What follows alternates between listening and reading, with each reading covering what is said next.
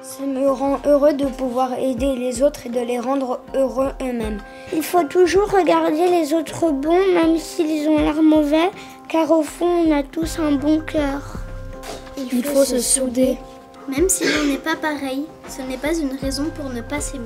Aider ceux qui sont tombés le plus bas pour les faire remonter le plus haut quand ils ont besoin de nous. Jouer avec tout le monde, ne pas laisser les gens tout seuls, prendre soin des nouveaux venus, quelle que soit sa religion. Faire un geste envers toutes les personnes malades ou pauvres.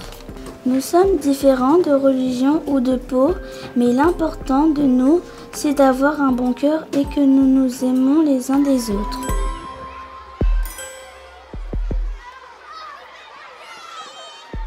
Pour nous, à Jean 23, vivre la fraternité et le partage au travers d'actions caritatives, comme dans beaucoup d'établissements, où chaque enfant va pouvoir vivre concrètement le don, le partage, et puis nous, en équipe ensuite, bien mettre les mots sur ces actions. Maintenant, avec notre nouvel établissement, nous avons également la chance d'avoir dans nos locaux un oratoire, et le fait d'avoir un lieu où la prière a plus que sa place, un espace de silence, un espace où on se sent accueilli, porté par la présence. C'est vraiment quelque chose de précieux.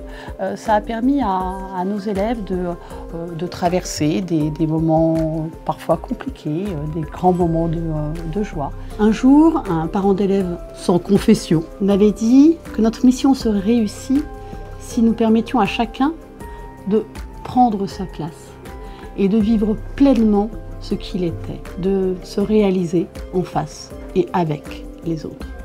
Un temps de prière interreligieux vécu dans notre école, c'est cela. C'est partager le silence et le recueillement avec d'autres. C'est être en frères, les uns à côté des autres, ensemble, tout simplement.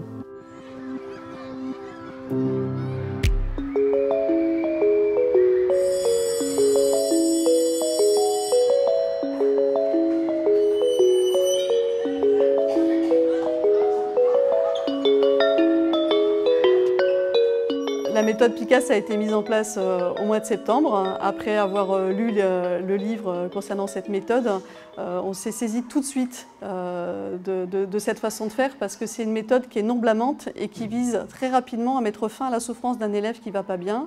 Quand il y a un problème qui nous est remonté, donc on ne fait pas d'enquête d'investigation, de savoir la part de responsabilité des uns et des autres. Elle cherche au retour au bien-être de l'élève, à l'élève qui souffre. Et on invite les élèves qui sont grosso modo en groupe des malmeneurs, qu'on appelle des intimidateurs présumés.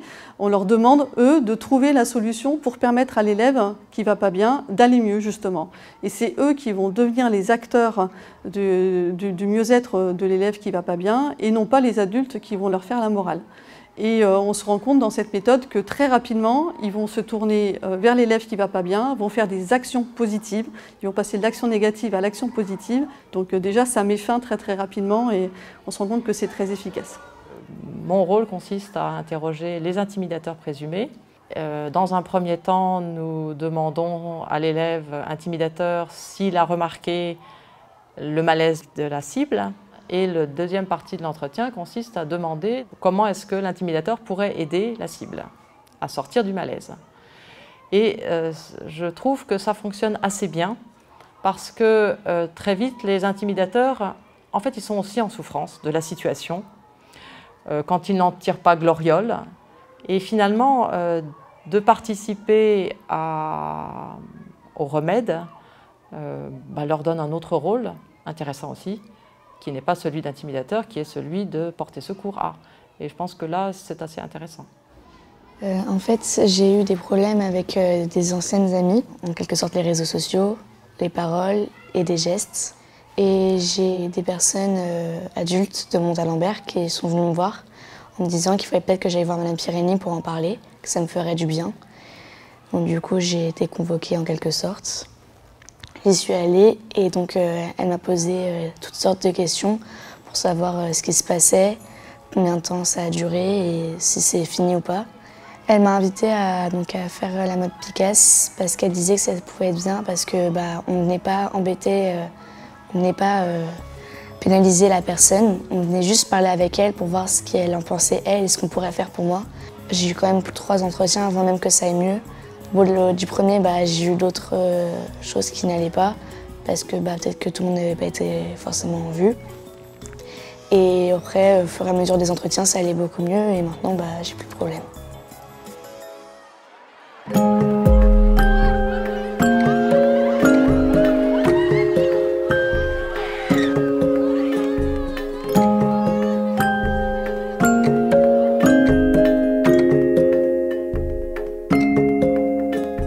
Donc ici au Collège du Sacré-Cœur, nous avons mis en place une formation médiation pour les élèves de 6e, une formation sur 3 jours. Donc tous les élèves de 6e sont formés à la médiation.